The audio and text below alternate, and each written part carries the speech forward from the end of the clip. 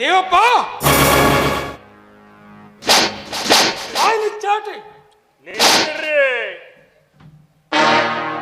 ಮಗ ತಗ್ಗಿನಲ್ಲಿ ಕುಂತಿದ್ದ, ಚೆನ್ನಾಗಿ ಪಾಲಿಸಿ ಮಾಡಿಬಿಟ್ಟೆ ಅವನಿಗೆ. ಏನ್ ದೇವಪ್ಪ ಯಾಕೆ ಕೂತೀನಿ ಹಿಂಗೆ ವಿಚಾರ ಮಾಡ್ತಾ ಅಂತಂದೆ. ಆಮ್ಯಾಗ ನಿಮ್ಮ ಸೈನ್ಯ ಇತ್ತಲ್ ನೋಡ್ರಿ, ಕೈ ಮಾಡಿದೆ, ಬಲಿ ಹಾಕಿ ಹಿಡಿದು ಕಬ್ಬಣ ಸರ್ಪಡಿ ಕಟ್ಟಿ ನಿಮಗೆ ತಂದು ಒಪ್ಸ್ಬಿಟ್ಟೇನ್ರಿ. ಒಪ್ಸ್ಬಿಟ್ಟೇನ್ರಿ. ನೀವೇನ್ ದೇವಪ್ಪ ಇಲ್ಲಿ ಚಾಟಿ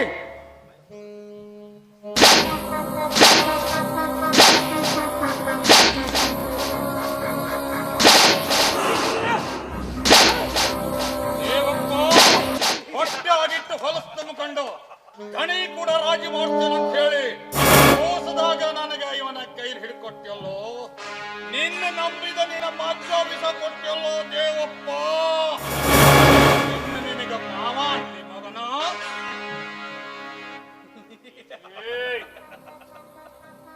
ಮರ್ಯಾದೆ ಕೊಟ್ಟು ಮಾತಾಡ.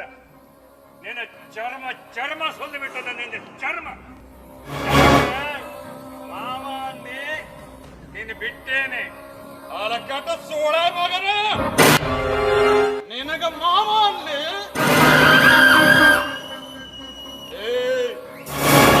ಇಷ್ಟು ದಿನ ನಿನಗೆ ನನ್ನ ತಂದೆ ಸ್ಥಾನದಲ್ಲಿ ಇಟ್ಟು ಪೂಜೆ ಮಾಡ್ತಿದ್ದ. ನನ್ನ ನೀನಿಂತ ಮೋಸ್ಗಾರ ಅಂತ ಮೊದ್ಲೇ ಗೊತ್ತಾಗ್ತಿದ್ರೆ ಇವನ ಹೆಣ ಇಂತಲ್ಲೇ ಇದ್ದೆ ಅಂತ ಗೊತ್ತಾಗ್ಲಾರ್ದ ಹಾಗ ನಿನ್ನ ಹೆಣ ಮಣ್ಣಾಗ ಮುಚ್ಚಿ ಮನೆಗೆ ಬರ್ತಿದ್ದ. ದೇವಪ್ಪ ಏನ ಅಂದ ಗೊತ್ತೇನ್ಲೆ? ಅವ ಹೇಳದ ವಿಚಾರ ನಿನಗೆ ಗೊತ್ತಾಗುತ್ತಿದ್ರೆ ನೀನು ನನ್ನನ್ನು ಇವನಿಗೆ ಹಿಡ್ಕೊಡ್ತಿರ್ಲಿಲ್ಲ. ನಾಗಪ್ಪ, ನಿನ್ನ ತಂಗಿನ ನನಗೆ ತಂದು ಒಪ್ಸು, ನೀನು ಕೇಳಿದಷ್ಟು ರೊಕ್ಕ ಕೊಡ್ತೇನಂತ. ನಾನು ನಿನ್ನ ಹಾಗೆ ರೊಕ್ಕದಾಸಿಗೆ ಬಲಿಯಾಗದಿದ್ರೆ ನನ್ನ ತಂಗಿನ ತಂದೆ ಹೋಗ್ತೀನಿ.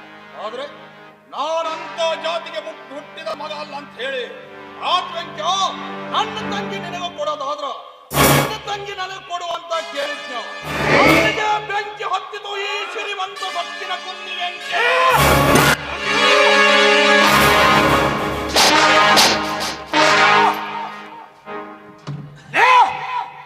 ನಿಜವಾಗಿ ನಿಮ್ಮಪ್ಪನಿಗೆ ಹುಟ್ಟಿದ್ದಾಗಿದ್ದರೆ ಬಿಡಿಸ್ಕೊಂಡು ಬಾರ್ಲೆ ಬಾ.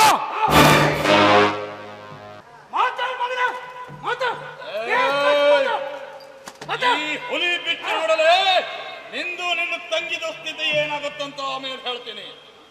ಅಣ್ಣ, ಇವನ ಬಾಳ ಆಗೈತಿ. ಕಾರಣ ಇಲ್ಲ ಬಾರ್ಕೊಲ್ಲ. ಮೊದ್ಲು ನನ್ನ ಸೇಡ್ ತೀರಿಸ್ಕೊಳ್ತೀನಿ, ಆಮೇಲೆ ನಿನ್ನ ಮನಸ್ಸಿಗೆ ಬಂದಾಗ ನಿನ್ನ ಸೇಡ ತೀರಿಸ್ಕೊಂತ ಅಂತ.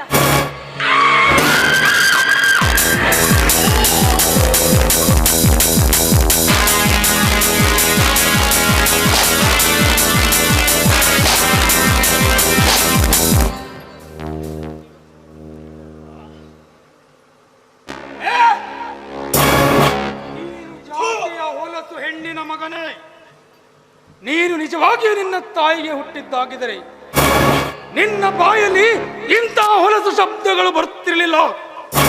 ಸೂಳೆಯ ಮಗನೇ,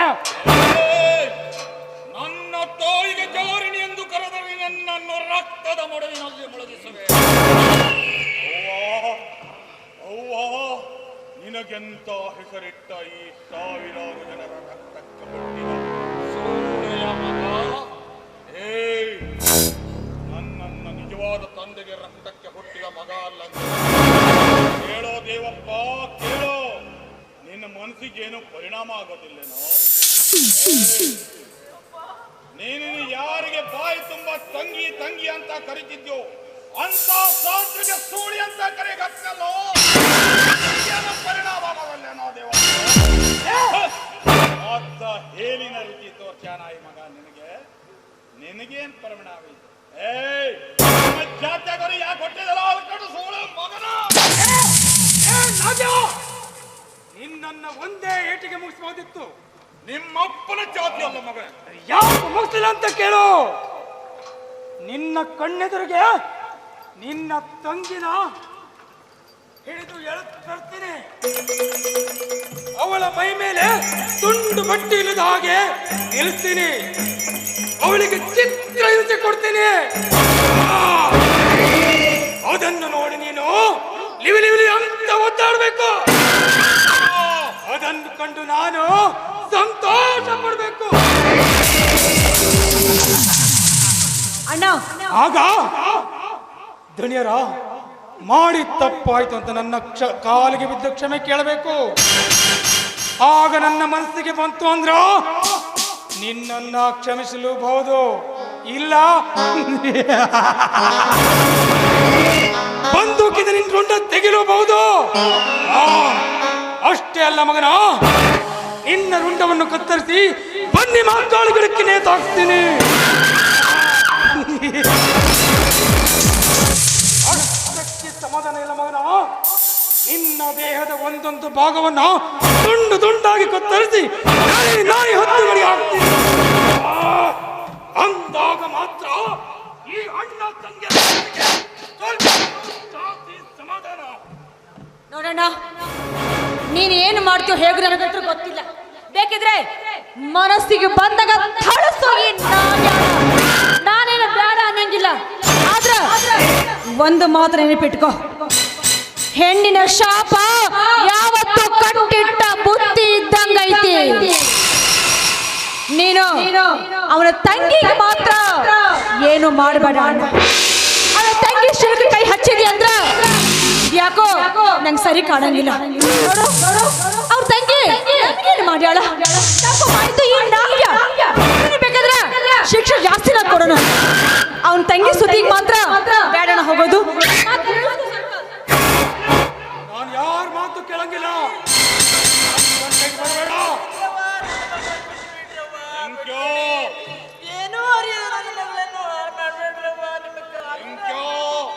ನನ್ನ ತಂಗಿಯ ಶೀಲಕ್ಕೆ ಕೈ ಹಚ್ಚುವುದಕ್ಕಿಂತ ಮೊದಲು ನನ್ನನ್ನು ಮುಗಿಸು. ನನ್ನನ್ನು ಕಂಬಕ್ಕೆ ಕಟ್ಟಿ ಹಾಕಿ ನನ್ನ ತಂಗಿಯ ಶೀಲಕ್ಕೆ ಕೈ ಹಚ್ಚಿದೆ ಎಂದರೆ ನೀನೊಬ್ಬ ಹೇಡಿಗಂಡಸೆಂದು ಕರೆಯುತ್ತೇನೆ. ಇನ್ನು ನಿನ್ನಲ್ಲಿ ಧೈರ್ಯವಿದ್ದರೆ ನನ್ನ ಕೈಗಾಲಿಗೆ ಕಟ್ಟಿದ ಸರಪಳಿಯನ್ನು ಬಿಚ್ಚು ನನ್ನೆದುರು 8 ಜನರನ್ನು ತಂದು ನಿಲ್ಲಿಸಿ ಆಮೇಲೆ ನನ್ನ ತಂಗಿಯ ಶೀಲಕ್ಕೆ ಕೈ ಹಚ್ಚು. ಅಂದರೆ ದೇಶದ ಸಿಂಹಾಸನದಲ್ಲಿ ನೀನೊಬ್ಬ ಶೂರ ಹುಟ್ಟಿದನೆಂದು ನಾವು ನಿನಗೆ ಶರಣಾಗುತ್ತೇನೆ. ಅದನ್ನು ಬಿಟ್ಟು ಹೆಂಗಸು ಮಾಡುವ ಕೆಲಸ ನೀನು ನನ್ನಂತ ಮೀಸೆ ಹೊತ್ತ ಗಂಡಸಿಗೆ ನಾಚಿಕೆ ಬರುತ್ತಲೇ ಹಾಲಕಟ ಸೋಳ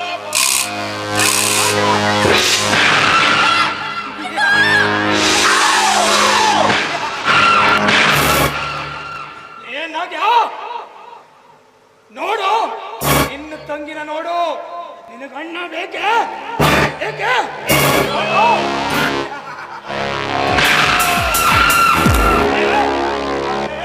ಬಿಡಿಸ್ಕೊಂಡು ಬಾ. ನಿಜವಾಗಿ ನಿನಗೆ ತಾಕತ್ತಿದ್ರೆ ಬಿಡಿಸು. ನೋಡು, ನೋಡಿ ಖುಷಿ ಬಿಡು.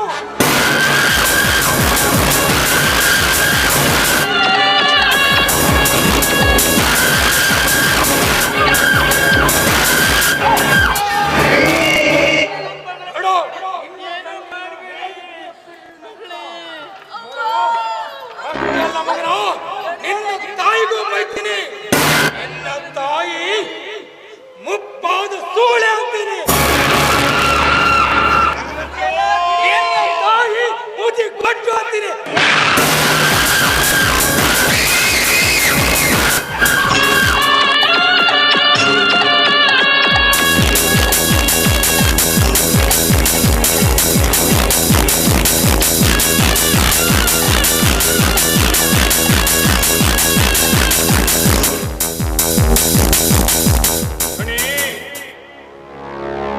ಹೆಣ್ಮಗಳನ್ನ ಬಿಟ್ಟು ಬಿಡ್ರಿ. ಹೆಣ್ಣು ಜಗದ ಕಣ್ಣು. ಆದ್ರೆ ಅವನ ಮ್ಯಾಗ ಸಿಟ್ಟೈತಿಲ್ರಿ ನಿಮ್ಗೆ? ಇಲ್ಲವ, ಅವನ ಮ್ಯಾಗ ಸಿಟ್ಟ ಇದ್ರೆ ಅವನನ್ನು ಹೊಡೆದು ಕೊಂದ್ರಬೇಕಾದ್ರೆ ದಯವಿಟ್ಟು ಈ ತರ ಶಿಕ್ಷೆಯೋ ನಿನ್ನೊಳಿನಿಗೆ, ನಿನ್ನ ಸೊಸೆಗೆ ಈ ತರ ಅವಮಾನ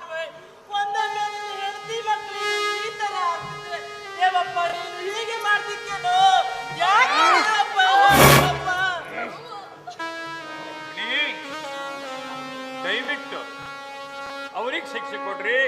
ನಾನೊಬ್ಬ ಹಿರಿಯ ಯಜಮಾನ. ಲೇ, ನಾನ್ ಮಾತು ಕೇಳಂಗಿಲ್ಲ. ನೀನು ನನ್ನ ಹಿಡಿದು ಕೊಟ್ಟೆ ಅಂತ ಮಾತ್ರಕ್ಕೆ ನಿನ್ನ ಮಾತು ನಾನು ಕೇಳಬೇಕಾ? ಇಲ್ಲ, ನಾನು ಯಾರ ಮಾತು ಕೇಳಂಗಿಲ್ಲ. ನೋಡು, ಈಗ ನಿನ್ನಗ ನಾನು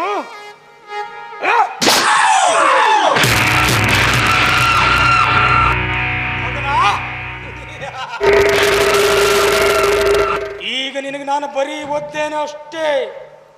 ಮತ್ತೀ ವಿಷಯದಾಗ ತಲೆ ಹಾಕದಂದ್ರ ನಿನ್ನ ಹೇಳೋಣ ಬೀಳ್ತೈತಿ.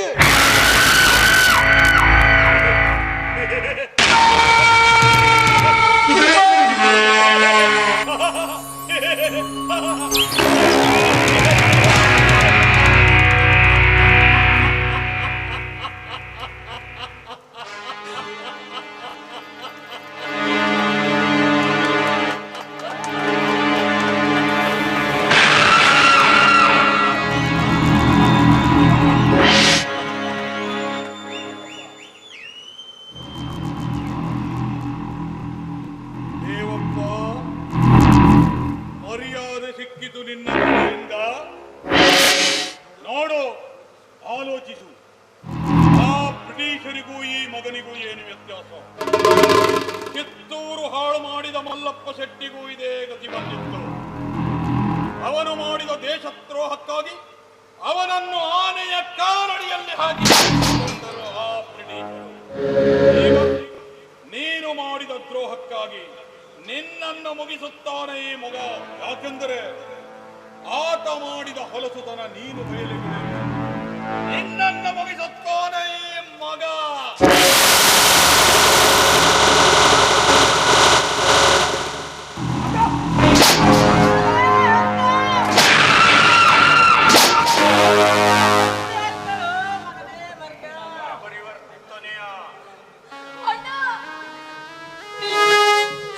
ಅಣ್ಣನನ್ನ ಹೊಡಿಬೇಡಿ. ನೋಡಿ, ನಿಮಗೇನಾಗ್ಬೇಕೀಗ? ನಾನು ಸೂಳೆ ಆಗ್ಬೇಕು ತಾನೆ? ಆದ್ರೆ ದಯವಿಟ್ಟು ನಮ್ಮ ಅಣ್ಣನನ್ನ ಬಿಟ್ಬಿಡಿ.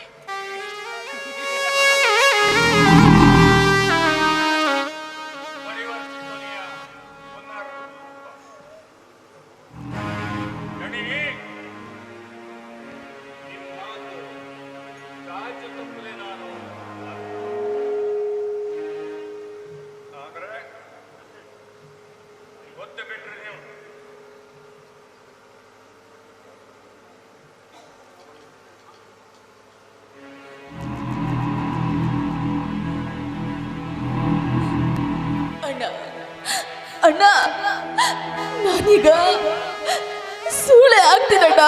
ಯಾಕಂದ್ರೆ ನನಗೆ ನೀರು ಬೇಕಣ್ಣ. ಆ ದೈವವೇ ನನ್ನ ಹಣೆಯಲ್ಲಿ ಸೂಳೆ ಆಗ್ಬೇಕು ಅಂತ ಬರ್ದಾಗ ಯಾರೇನ್ ಮಾಡಲು ಸಾಧ್ಯ ಅಣ್ಣ? ಇದನ್ನ ಯಾರಿಂದ ತಪ್ಪಿಸೋದಕ್ಕಾಗೋದಿಲ್ಲ ಅಣ್ಣ. ಸೂಳೆ ಆಗುತ್ತೆ.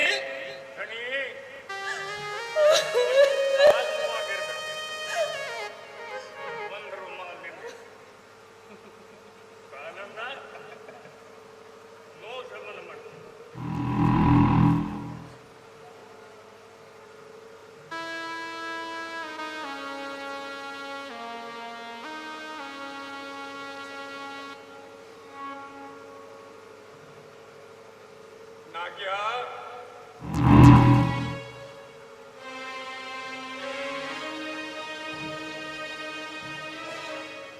ನನ್ನ ಕಾಲಿಗೆ ತಪ್ಪಲಿದ್ದರೆ ನಿನ್ನ ಕಾಲಿಗೆ ತಪ್ಪಲ್ಲ. ಮನೆಗೂ ಸೂಳೆ ಚಪ್ಪಲಿ ಸಮಾನ ಅಂತ ನಿನ್ನ ಜೀವನದಲ್ಲಿ ಪರಿವರ್ತನೆ ಆಗಬೇಕಂತಂದ್ರೆ ಒಂದು ರುಮಾಲು ಕೊಂಡು ನಿಮ್ಮ ದಣಿ ಕೊಟ್ಟಿದ್ದೇನೆ. ಕೊಂಡು ನಿನ್ನ ಚಪ್ಪಲಿ ಆಗಿ ನೀನು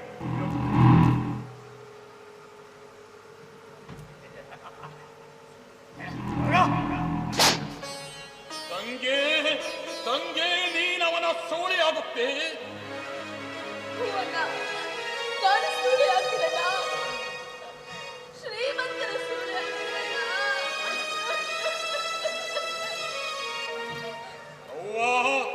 ಅವ್ವ, ತಾಯಿಲ್ಲಿ ಅವಳನ್ನ ಅವಳ ಕುತ್ತಿಗೆ ಹೆಚ್ಚಿಗೆ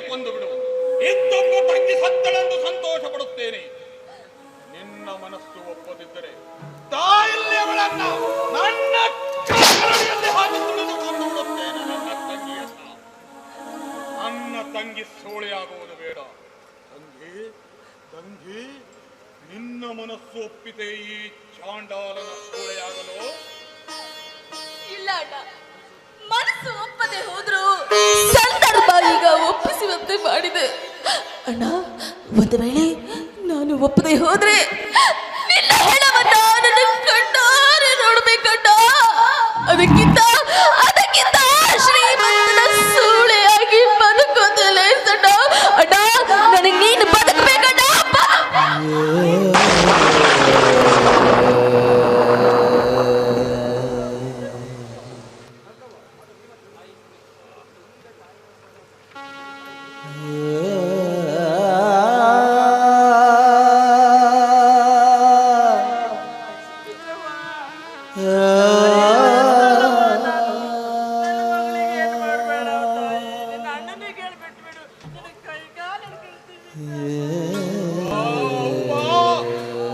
ಎಂತ ಹೃದಯಗಳ ಮುಂದೆ ಕಾಲು ಹಿಡುತ್ತಿರುವೆಯವ್ವ.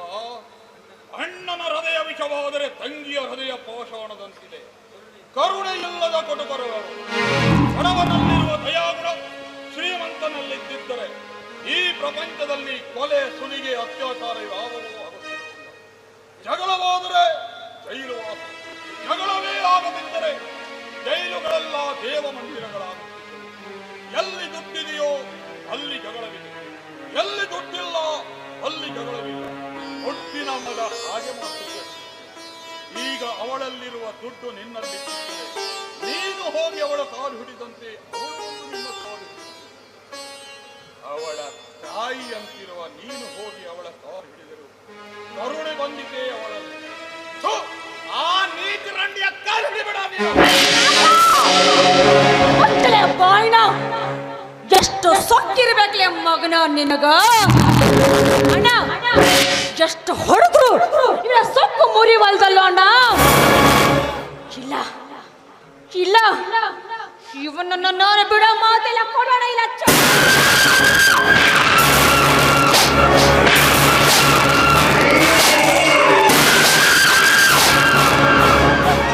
ಒಂದು ತಂಗಿಗೆ ರಕ್ತ ಕೊಟ್ಟಿದ ಮಗ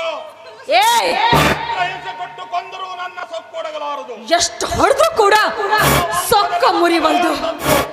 ಯಾರೇನು ಮಾಡಲು ಸಾಧ್ಯ? ಸಮಿತ್ರ, ಕೊನೆಯದಾಗಿ ಅಣ್ಣ ತಂಗಿಯರಿಗೆ ಒಂದು ಮಾತು ಹೇಳುತ್ತೇನೆ, ಲಕ್ಷ್ಯ ಕೊಟ್ಟು ಕೇಳಿ. ಈ ದ್ವೇಷ ಇಲ್ಲಿಗೆ ಮುಗಿಬೇಕೆಂದರೆ ಮತ್ತೆ ನಿಮಗೆ ಹೆದರಿ ಹೇಳುತ್ತಿರುವೆನೆಂದು ತಿಳಿಯಬೇಡಿ. ನನಗೆ ಇನ್ನೂ ಇಬ್ಬರು ಅಣ್ಣ ತಮ್ಮಂದಿರಿದ್ದಾರೆ. ನೀವು ನನ್ನ ತಲೆ ಕಡಿದು ನಿಮ್ಮ ಹೊಲದಲ್ಲಿರುವ ಬನ್ನಿ ಮಹಂಕಾಳಿ ಗಿಡಕ್ಕೆ ಕಟ್ಟಿಸಿದರೆ ನನ್ನಿಬ್ಬರು ತಮ್ಮಂದಿರು ನಿಮ್ಮ ಅಣ್ಣ ತಂಗಿಯರ ತಲೆ ಕಡಿದು ಆ ತಲೆಗಳಿಗೆ ನಾ ಮೆಟ್ಟುವ ಅಗಿಸಿ ಬಾಗಿಲಿಗೆ ಕಟ್ಟದಿದ್ದರೆ ನಮ್ಮ ತಮ್ಮಂದಿರು ಷಂಡರು ನನ್ನ ತಾಯಿ ಅವರಿಗೆ ಜಾರತನದಿಂದ ಜನ್ಮವೆತ್ತಳೆಂದು ತಿಳಿಯುತ್ತೇನೆ. ಇನ್ನು ಇದು ಶಾಂತ ರೀತಿಯಿಂದ ಬಗೆಹರಿಯಬೇಕಾದರೆ ನಿನ್ನಣ್ಣ ನನ್ನ ತಾಯಿಗೆ ಹೊತ್ತ, ನೀನು ನನ್ನ ಮೇಲೆ ಕೈ ಮಾಡಿದೆ, ನನ್ನ ತಂಗಿಯನ್ನು ತೋಳ್ತೆಕ್ಕಿಯಲ್ಲೇ ಬಿಗಿದಪ್ಪಿದ. ಆ ಮಾಡಿದ ತಪ್ಪಿಗಾಗಿ ತಂಗಿಯರು ನನ್ನ ತಾಯಿ ತಂಗಿಯರಿಗೆ ಕಾಲಿಗೆ ಬಿದ್ದು ಕ್ಷಮೆ ಕೇಳಬೇಕು. ಅಂದರೆ ಇದು ಇಲ್ಲಿಗೆ ಮುಗಿಯುತ್ತದೆ. ಮತ್ತೆ ನಿಮ್ಮಣ್ಣ ನನ್ನ ತಂಗಿಗೆ ಸೂಳೆ ಅಂತ ಹೇಳಿದ್ರೆ ನಿನಗೆ ನನ್ನ ಪ್ರಾಣ ಹೋಗುವವರೆಗೆ, ನನ್ನ ರಕ್ತ ನಿಲ್ಲುವವರೆಗೆ ಸೂಳಿ ಹಾದಿರಿಗಿತ್ತಿ ಮಕ್ಕಳೇ ಮಗನ ನಿನಗ ರುಂಡ ಕತ್ತರಿಸಿ ನಮ್ಮ ಹೊಲದಾಗ ಬನ್ನಿ ಮಾಂಕಾಳಿ ಗಿಡಕ್ಕೆ ಕಟ್ಟಬೇಕಣ್ಣ. ನೋಡ್ದೇನ ಮಗಗೆ ಎಷ್ಟು ಅಹಂಕಾರ ಸೊಕ್ಕೈತಿ. ನೋಡ್ದ್ಯಾ ಮಗನ ಹಂಗ ಬಿಡ್ಬೇಕಾ? ಬಿಡಬಾರ್ದು.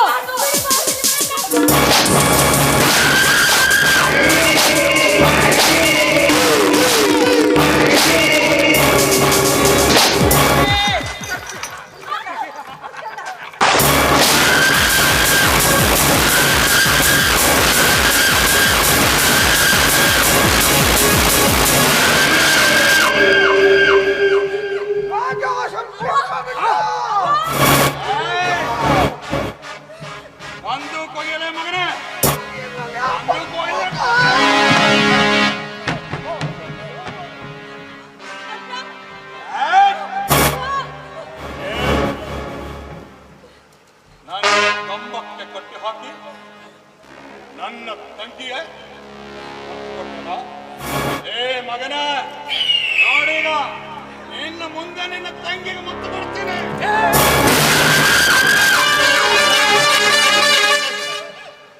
ಇನ್ನು ನನ್ನ ಕಂಬಕ್ಕೆ ಕಟ್ಟು ಹಾಕಿದರೆ ಹಾಗೆ ನನ್ನನ್ನು ಪಡೆದಿದ್ರೆ ದೇಶಗಂತಿ ಮನತನದಲ್ಲಿ ಒಬ್ಬ ಶೂರ ಅಂತ ತಿಳ್ಕೊಳ್ತಿದ್ದೆ. ನನ್ನ ಕಂಬಕ್ಕೆ ಕಟ್ಟು ಹಾಕಿ ತಂಗೆ ತಾಯಿಲಿ ಬಾರ್ಕಲಿ ಚರ್ಮ ಸುಲಿತೀನಿ ಅಂದ ನೀನೊಬ್ಬ ಗಂಡಸೇನಲ್ಲೇ ಸತ್ತಿಲೇಡ ಸೋಳೆ ಮಗನ. ಮಾತಾಡೆ ಮಾತಾಡ ಸುಬ್ಬಿ ಮಾತಾಡ.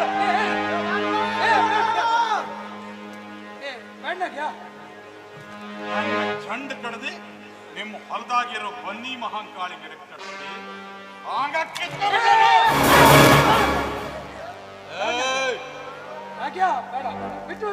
ಆಗಣಗಿತ್ತಿ ಹಬ್ಬ ಮಾಡಿದ್ರೆ ಮನೆ ಗಂಡೆ ಉಪವಾಸ ಇದ್ದಂತ ಎಷ್ಟು ಜಿಗಿಜಿಗಿದು ಮಾತಾಡ್ತಿದ್ದೆ. ಮಾತಾಡ್ದೆ ಗಂಡಸರ ಬಗ್ಗೆ ಮಾತಾಡ್ ಬಿಡೋ ನನ್ನ ತಂಗಿನ ಸುಡಿ ಮಗನ. ನೋಡು ನೋಡ್ ನಾಗಪ್ಪಣ್ಣ, ನಿನ್ ತಂಗಿ ನಾನು ಎಷ್ಟು ಗೌರವದಿಂದ ಬಿಟ್ಟು ನೋಡು, ಹಾಗೆ ನನ್ನ ತಂಗಿನ ಬಿಟ್ಟುಬಿಡು. ಈಗ ನೋವು ಏನು ನನಗೆ ಅರ್ಥ ಆಗಿದೆ. ಬುದ್ಧಿ ಬಂತಲ್ಲ ಬಿಡ್ತೇನೆ, ಹೊರಗೋಗ್ಬಿಡ್ತೇನೆ. ಆದ್ರೆ ನೀನೇನು ನನ್ನ ಕಂಬಕ್ಕೆ ಕಟ್ಟು ಹಾಕಿ ನನ್ನ ತಂಗಿ ಮೇಲೆ ಕೈ ಮಾಡಿದಿಲ್ಲ, ಆಗ ದೇವರ ದಯೆಯಿಂದ ನನ್ನ ಕಂಬಕ್ಕೆ ಕಟ್ಟಿದ ಸರಪಳಿ ಹರಿತಂದ್ರೆ ನಿನ್ನ ತಂಗಿಗೂ ಹಾಗೆ ಮಾಡ್ಬೇಕಂತ ರೋಷದಾಗ ನಿನ್ನ ತಂಗಿಗೆ ಆವಹಿಸಿದಾಗ ಒಂದು ಗುರ್ತು ಕೊಟ್ಟೆ. ಇದು ನನ್ನ ಶೂರತನದ ಲಕ್ಷಣ ಅಲ್ಲ. ತಪ್ಪು ತಪ್ಪು ತಪ್ಪು ತಪ್ಪು. ಇದನ್ನು ಇಲ್ಲಿಗೆ ಮುಗಿಸ್ತೀನಂದ್ರೆ ಇಲ್ಲೇ ಬಿಟ್ಟು ಹೋಗ್ತೀನಿ, ಇಲ್ಲ ಅಂದ್ರೆ ಇಲ್ಲಿಗೆ ಮುಗಿಸ್ಬಿಡೋಣ.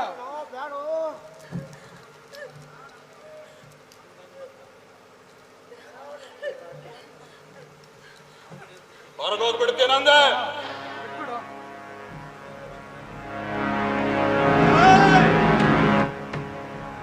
ಒಂದು ಬಂದ್ರ ಮಗನ ಕೆರ ತಗೋತೇನೆ. ಇಲ್ಲ ನಿಂತಿದ್ನಲ್ಲೋ ಮಾರಾಯ.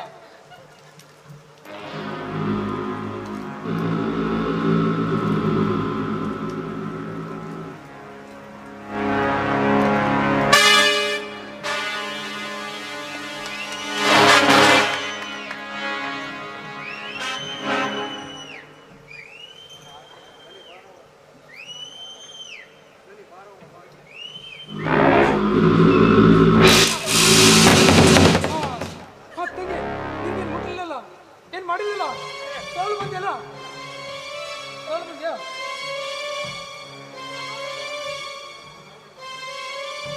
ಇಲ್ಲ ಅಣ್ಣ, ಅವ ನನಗೇನು ಮಾಡಲಿಲ್ಲ. ಆದ್ರೂ ಅವ ಬಾಣ ಬಿಟ್ಟಂಗ ಒಂದು 2-3 ಮಾತು ಹೇಳ್ದ ಅಣ್ಣ.